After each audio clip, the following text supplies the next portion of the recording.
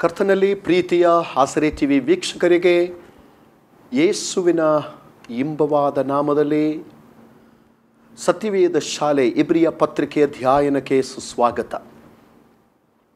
ನೀವು ಸಂತೋಷವಾಗಿದ್ದೀರಿ ಎಂಬುದಾಗಿ ಕರ್ತನಲ್ಲಿ ನಂಬಿ ದೇವರ ವಾಕ್ಯದ ಅಧ್ಯಯನವನ್ನು ನಾವು ಪ್ರಾರ್ಥನೆಯಿಂದ ಪ್ರಾರಂಭ ಮಾಡೋಣ. ಆದ್ದರಿಂದ ನಾವು ಕೇಳಿದ ಸಂಗತಿಗಳಿಗೆ ತಪ್ಪಿ ಹೋದೆವೆಂದು ಭಯಪಟ್ಟು ದೇವರ ವಾಕ್ಯಗಳಿಗೆ ಲಕ್ಷ್ಯ ಕೊಡುವವರಾಗಿರಬೇಕೆಂಬುದು ಅಪೊಸ್ತಲನಾದ ಪೌಲನು ಹೇಳಿದಂಥ ಎಚ್ಚರಿಕೆಯ ಮಾತುಗಳಾಗಿದೆ.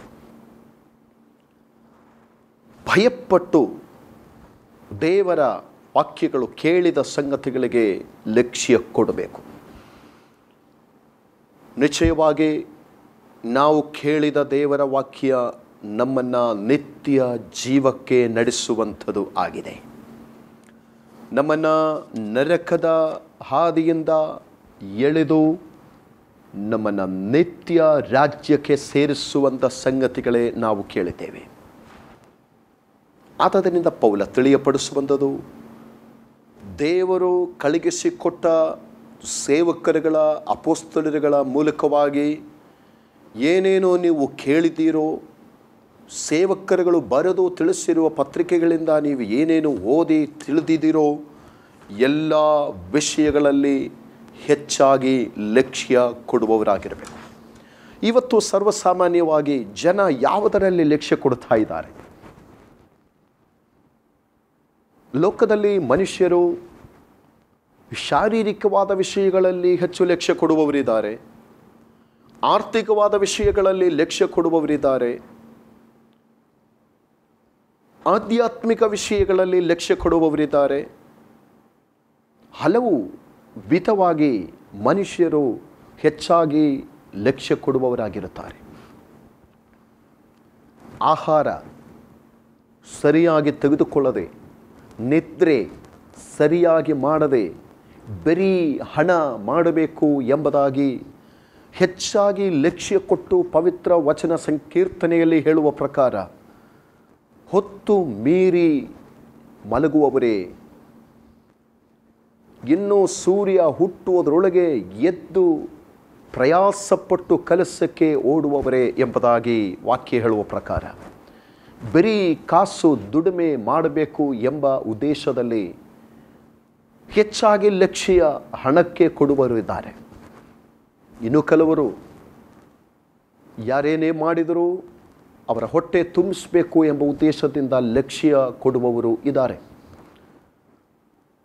ಆಹಾರ, ಆರ್ಥಿಕ ವಿಷಯಗಳನ್ನು ಬಿಟ್ಟು ಬರೀ ಆಧ್ಯಾತ್ಮಿಕವಾದ ವಿಚಾರಗಳಲ್ಲಿ ಆಸಕ್ತಿ ಉಳ್ಳವರೂ ಇದ್ದಾರೆ. ಇವತ್ತು ಅದೇನೇ ಆಗಿರಲಿ, ದೇವರ ವಾಕ್ಯ ಅಧ್ಯಯನ ಮಾಡುತ್ತಿರುವಂಥ ನಮ್ಮ ಒಬ್ಬೊಬ್ಬರ ಜೀವಿತದಲ್ಲಿ ದೇವರ ವಾಕ್ಯ ಅದಕ್ಕೆ ಲಕ್ಷ್ಯ ಕೊಡುವವರಾಗಿರಬೇಕು. ಯೇಸು ಸ್ವಾಮಿ ತನ್ನ ಬಹಿರಂಗ ಸೇವೆಯ ಕಾಲದಲ್ಲಿ ಹೇಳಿರುವಂಥ ಕೆಲವೊಂದು ಸಾಮ್ಯಗಳ ಕಡೆಗೆ ನಿಮ್ಮ ಗಮನವನ್ನು ನಾನು ತಿರುಗಿಸಲಿಕ್ಕೆ ಇಚ್ಛಿಸ್ತೇನೆ. ಸ್ವಾಮಿ ಹೇಳ್ತಾನೆ, ನನ್ನನ್ನು ಸ್ವಾಮಿ ಸ್ವಾಮಿ ಅನ್ನುವವರೆಲ್ಲರೂ ದೇವರ ರಾಜ್ಯಕ್ಕೆ ಸೇರುವುದಿಲ್ಲ. ಯಾರು ನನ್ನ ಬಳಿಗೆ ಬಂದು ನನ್ನ ವಾಕ್ಯವನ್ನು ಕೇಳಿ ಅದರಂತೆ ನಡೆಯುತ್ತಾನೋ ಅವನೇ ದೇವರ ರಾಜ್ಯಕ್ಕೆ ಬಾಧ್ಯನಾಗ್ತಾನೆ ಎನ್ನುವುದಕ್ಕೆ ಕರ್ತನು ಒಂದು ಸಾಮ್ಯವನ್ನು ಹೇಳುತ್ತಾನೆ. ಅದೇನೆಂದರೆ, ಇಬ್ಬರು ಮನುಷ್ಯರು ಮನೆ ಕಟ್ಟುವುದಕ್ಕೆ ಹೊರಟರು. ಒಬ್ಬ ಮನುಷ್ಯ ಆಳಕ್ಕೆ ಅಗಿದು ಆಳವಾಗಿ ಮಣ್ಣು ಅಗಿದು ಅಗಿದು ಅಗಿದು ಬಂಡೆಯ ಮೇಲೆ ಆತನು ಮನೆ ಕಟ್ಟುತ್ತಾನೆ. ಇಲ್ಲಿ ನಾವು ತಿಳಿಯಬೇಕಾದ ಕಾರ್ಯ, ಎಷ್ಟು ಆಳಕ್ಕೆ ಆತನು ಅಗಿಯುತ್ತಿದ್ದಾನೋ ಅಷ್ಟು ಸಮಯ ಆತನು ವೆಚ್ಚ ಮಾಡ್ತಾ ಇದ್ದಾನೆ. ಆತ್ಮಿಕ ಜೀವಿತ ಕಟ್ಟುವುದು ಸುಲಭ ಅಲ್ಲ. ಹೋದ ಸಂಚಿಕೆಯಲ್ಲಿ ನಾನು ಮಾತನಾಡಿದೆ, ದೇವರ ರಾಜ್ಯ ಕಟ್ಟುವುದು, ದೇವರ ಸಭೆ ಕಟ್ಟುವುದು ಆತ್ಮಿಕ ಮಂದಿರವನ್ನು, ಅಂದರೆ ನಮ್ಮ ಜೀವಿತವೆಂಬ ಆತ್ಮಿಕ ಮಂದಿರವನ್ನು ಕಟ್ಟುವುದು ದೇವರ ವಾಕ್ಯದ ಆಧಾರದಲ್ಲಿ ಆಗಿರಬೇಕು. ಈ ಮನುಷ್ಯನು ಆಳಕ್ಕೆ ಅಗಿದು ಆ ಬಂಡೆಯ ಮೇಲೆ ಆತನು ಅಸ್ಥಿವಾರವನ್ನು ಕಟ್ಟುತ್ತಿದ್ದಾನೆ. ಸಮಯವನ್ನು ತುಂಬ ತೆಗೆದುಕೊಂಡು ಆತನು ಈ ಪಾಯ ತೆಗೆದು ಆತನು ಮನೆ ಕಟ್ಟುತ್ತಿದ್ದಾನೆ. ಆದರೆ ಪಕ್ಕದಲ್ಲಿ ಮತ್ತೊಬ್ಬ ಮನೆ ಕಟ್ಟುವುದನ್ನು ಕೂಡ ಯೇಸುಸ್ವಾಮಿ ಅಲ್ಲಿ ಹೇಳುತ್ತಿದ್ದಾನೆ. ಅವನು ಮಣ್ಣಿನ ಮೇಲೆ ತಾನೇನು ಹೆಚ್ಚು ಮಣ್ಣು ಅಗಿಯದೆ, ಪಾಯ ಕಟ್ಟದೆ, ಮಣ್ಣಿನ ಮೇಲೆ ಆತನು ಮನೆ ಕಟ್ಟಕ್ಕೆ ಪ್ರಾರಂಭವಾಗಿ ಇನ್ನೊಬ್ಬನು ಇನ್ನೂ ಪಾಯ ತೆಗೆಯುತ್ತಿರುವಾಗಲೇ ಇವನು ತನ್ನ ಮನೆಯ ಕೆಲಸಗಳು ಹೆಚ್ಚು ಕಡಿಮೆ ಮುಗಿಸ್ತಾ ಬರ್ತಾ ಇದ್ದಾನೆ. ಇವರಿಬ್ಬರು ವ್ಯಕ್ತಿಗಳ ಆ ಒಂದು ಸಾಮ್ಯವನ್ನು ಸ್ವಾಮಿ ಹೇಳುವಾಗ, ಈ ಸಾಮ್ಯದ ಕೊನೆಯ ಭಾಗದಲ್ಲಿ ಒಂದು ಪ್ರವಾಹ ಬರ್ತಾ ಇದೆ. ಪ್ರವಾಹವು ಬಡಕೊಂಡು ಹೋಗುವಂಥ ರೀತಿಯಲ್ಲಿ ಆಗುವಂಥ ಒಂದು ಸನ್ನಿವೇಶ. ಆಳವಾಗಿ ಅಗೆದು ಬಂಡೆಯ ಮೇಲೆ ಮನೆ ಕಟ್ಟಿದವನು ತುಂಬ ಸಮಯ ವೆಚ್ಚ ಮಾಡಿ ಆತನು ಸುಂದರವಾಗಿ ಒಂದು ಮನೆಯನ್ನು ಕಟ್ಟಿದ್ದಾನೆ. ಆದರೆ ಹೊರಗೆ ನಿಂತು ನೋಡುವಂಥ ಯಾವ ವ್ಯಕ್ತಿಗಳಿಗೂ ಈ ಎರಡು ಮನೆಯ ಪಾಯ ಕಾಣಲಿಕ್ಕೆ ಸಾಧ್ಯ ಆಗ್ತಾ ಇಲ್ಲ. ಯಾಕೆಂದರೆ ಅದು ಕೆಳಭಾಗದಲ್ಲಿದೆ, ಮನೆ ಮಾತ್ರ ಮೇಲೆ ಕಾಣಲ್ಪಡ್ತಾ ಇದೆ. ಇದು ಯೇಸುಸ್ವಾಮಿ ಹೇಳುವಂಥ ಒಂದು ಸಾಮ್ಯವಾಗಿದೆ. ಇಬ್ಬರು ಮನೆ ಕಟ್ಟಿ ಮುಗಿಸಿದರು, ಇಬ್ಬರು ಕುಟುಂಬವಾಗಿ ಆ ಮನೆಯಲ್ಲಿ ವಾಸವಾಗಿದ್ದರು. ಆದರೆ ಒಂದು ದೊಡ್ಡ ಮಳೆ ಸುರಿಯಿತು. ಮಳೆ ಬಲವಾದ ರೀತಿಯಲ್ಲಿ ಸುರಿಯುತ್ತಾ ದೊಡ್ಡ ಪ್ರವಾಹವು ಬಂದು ಈ ಎರಡು ಮನೆಗಳಲ್ಲಿಯೂ ಬಡಿಯಿತು. ಏನು ನಡೆಯುತ್ತೆ ಇನ್ನೊಬ್ಬರು ವಿವರಿಸಿ ಕೊಡಬೇಕಾಗಿಲ್ಲ. ಆಳಕ್ಕೆ ಅಗೆದು ಬಂಡೆಯ ಮೇಲೆ ಮನೆ ಕಟ್ಟಿದವನು ಇಂಥ ಘೋರವಾದ ಪ್ರವಾಹ ತನ್ನ ಮನೆಗೆ ಬಡಿಯುವಾಗಲೂ ಸಂತೋಷವಾಗಿ ತನ್ನ ಮನೆಯೊಳಗೆ ಕುಟುಂಬವಾಗಿ ವಾಸವಾಗಿರುತ್ತಾನೆ. ಆದರೆ ಬರೀ ಮಣ್ಣಿನ ಮೇಲೆ, ಉಸುಬಿನ ಮೇಲೆ ಮನೆ ಕಟ್ಟಿದವನು ಆ ಮನೆಯ ಮೇಲೆ ಪ್ರವಾಹವು ಬಡಿದಾಗ ಆ ಮನೆ ನೀರಿನ ಪ್ರವಾಹದಲ್ಲಿ ಕೊಚ್ಚಿಕೊಂಡು ಹೋಗಿಬಿಡಿತು. ಈ ಸಾಮ್ಯದ ಮೂಲಕವಾಗಿ ಯೇಸು ಕ್ರಿಸ್ತನು ತನ್ನನ್ನು ಹಿಂಬಾಲಿಸಿದ ಶಿಷ್ಯರಿಗೆ ತಿಳಿಯಪಡಿಸಿದ ಒಂದೇ ಒಂದು ಮಾತು, ಕೇಳಿದ ಸಂಗತಿಗಳಿಗೆ ಲಕ್ಷ್ಯ ಕೊಟ್ಟು, ಹೆಚ್ಚಾಗಿ ಲಕ್ಷ್ಯ ಕೊಟ್ಟು ಆ ಸಂಗತಿಗಳಲ್ಲಿ ಆಳವಾಗಿ ನಿಂತು ಜೀವಿತವನ್ನು ನಡೆಸುವಂಥ ವ್ಯಕ್ತಿ ಆಳಕ್ಕೆ ಅಗಿದು ಬಂಡೆಯ ಮೇಲೆ ಮನೆ ಕಟ್ಟಿದವನಿಗೆ ಹೋಲಿಕೆಯಾಗಿದೆ. ಸ್ವಾಮಿ ಹೇಳುವುದೊಂದೇ, ನನ್ನ ಸಮೀಪದಲ್ಲಿ ಬಂದು ನನ್ನ ಮಾತುಗಳನ್ನು ಕೇಳಿ ಅದರಂತೆ ನಡೆಯುವವನು ಆಳಕ್ಕೆ ಅಗಿದು ಬಂಡೆಯ ಮೇಲೆ ಮನೆ ಕಟ್ಟಿದವನ ಹಾಗೆ ಇರುತ್ತದೆ. ಇವತ್ತು ದೇವರ ವಾಕ್ಯ ನಮಗೆ ತಿಳಿಯಪಡಿಸುವಂಥದ್ದು ಏನೆಂದರೆ, ನಾವು ಕೇಳಿದ ಸಂಗತಿಗಳಿಗೆ ತಪ್ಪಿ ಹೋದೇವೆಂದು ಭಯಪಟ್ಟು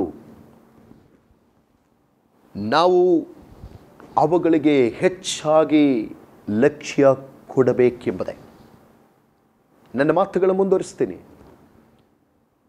ಈ ಎರಡು ಸಂಚಿಕೆಗಳಲ್ಲಿಯೂ ನಾನು ಈ ಮಾತನ್ನು, ಈ ವಾಕ್ಯದ ಆಧಾರದಲ್ಲಿ ನಿಮ್ಮೊಂದಿಗೆ ನಾನು ಮಾತನಾಡಿದೆ.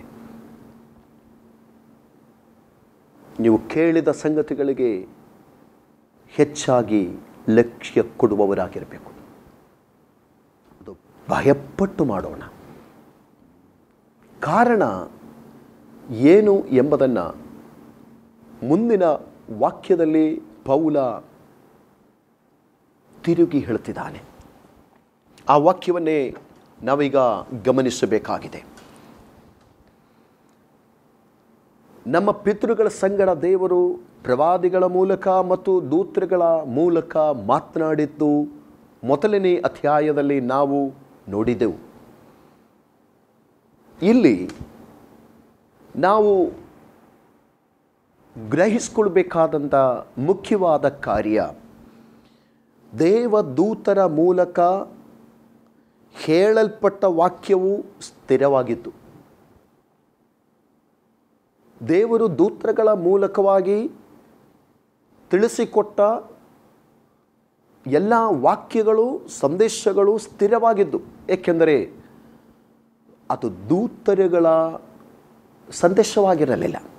ಅಲ್ಲಿ ನಾವು ಕೇಳ್ತಾ ಇದ್ದೇವೆ, ದೂತರುಗಳ ಮೂಲಕ ಹೇಳಲ್ಪಟ್ಟ ವಾಕ್ಯವು ಸ್ಥಿರವಾಗಿದ್ದು. ಈ ವಾಕ್ಯವು ದೇವರು ಕೊಟ್ಟಂಥ ವಾಕ್ಯವಾಗಿತ್ತು.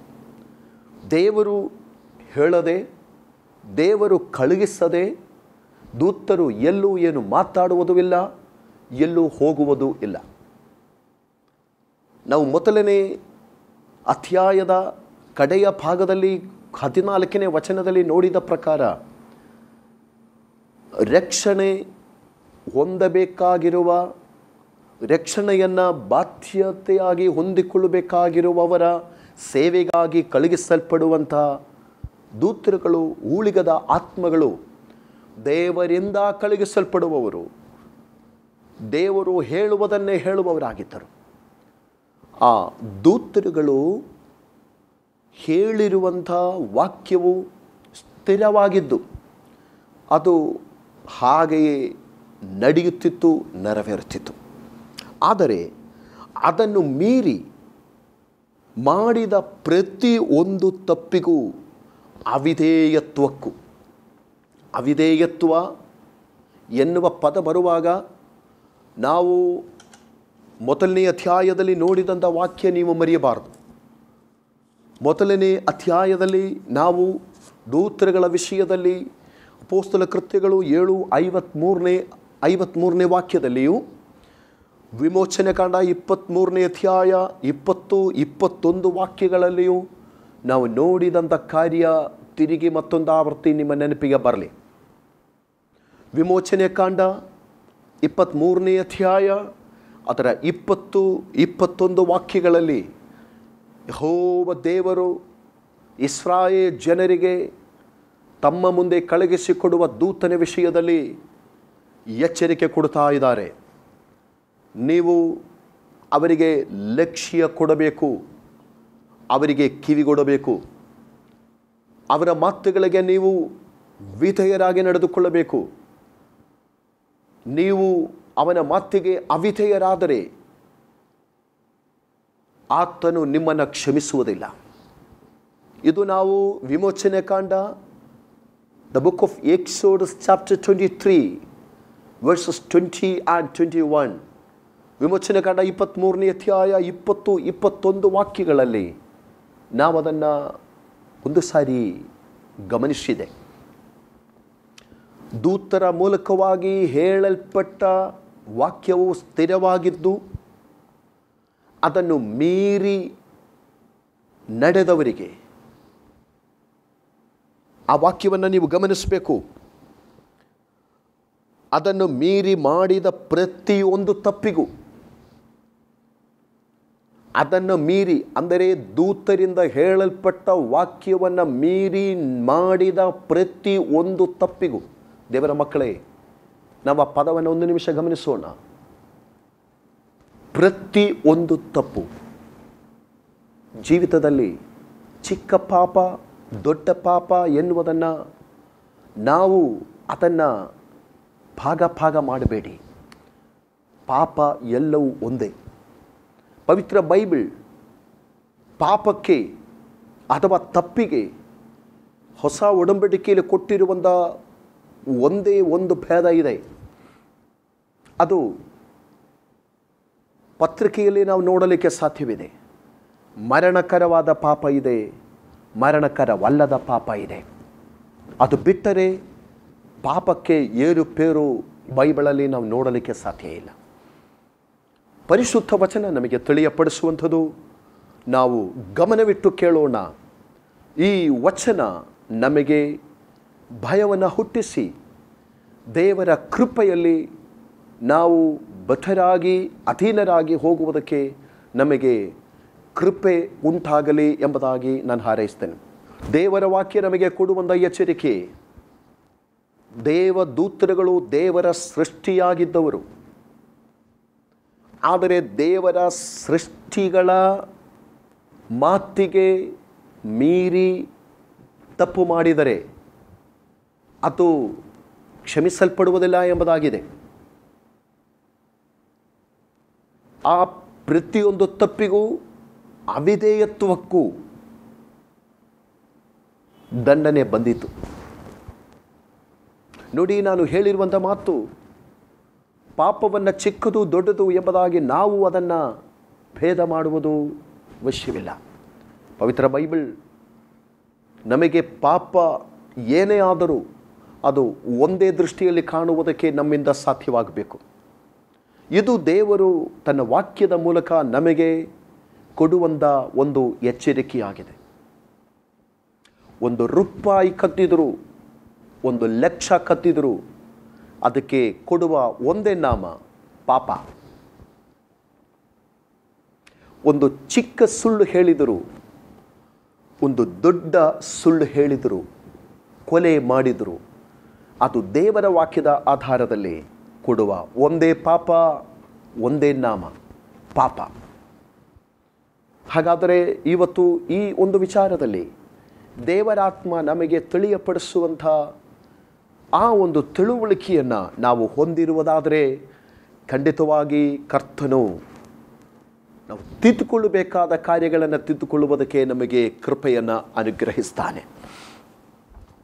ಈ ವಾಕ್ಯವು ನಮಗೆ ಕೊಡುವಂಥ ಎಚ್ಚರಿಕೆ ಏನಾಗಿದೆ? ದೇವದೂತರ ಮೂಲಕ ಹೇಳಲ್ಪಟ್ಟ ವಾಕ್ಯವು ಸ್ಥಿರವಾಗಿದ್ದು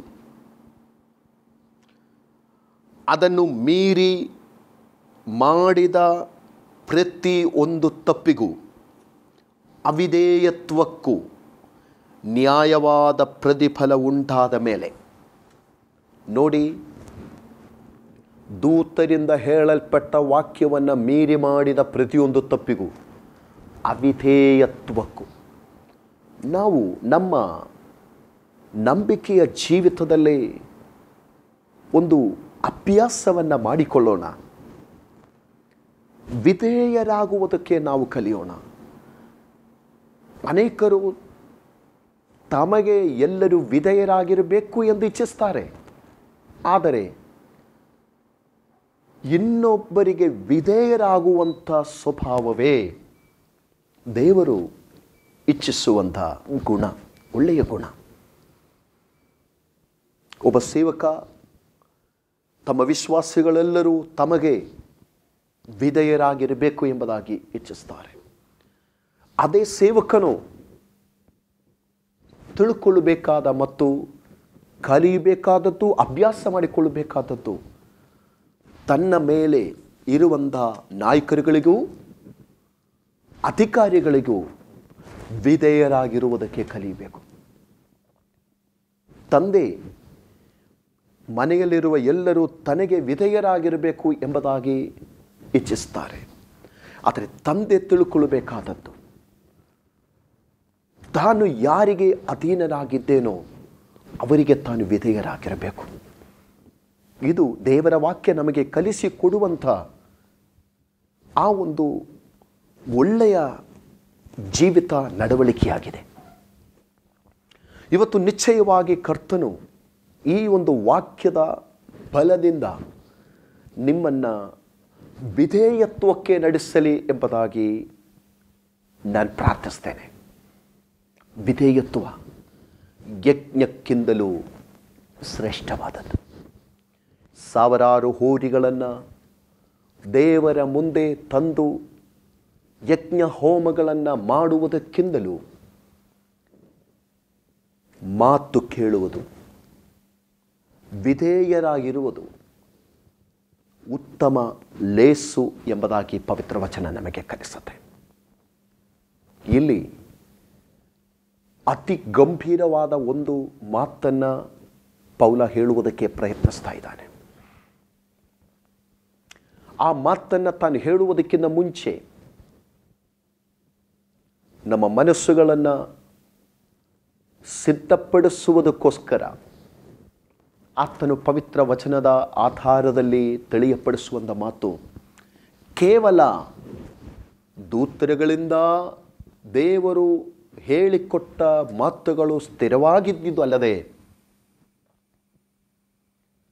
ಆ ಮಾತುಗಳನ್ನು ಮೀರಿ ಮಾಡಿದ ಪ್ರತಿ ಒಂದು ತಪ್ಪಿಗೂ ಅವಿಧೇಯತ್ವಕ್ಕೂ ನ್ಯಾಯವಾದ ಪ್ರತಿಫಲ.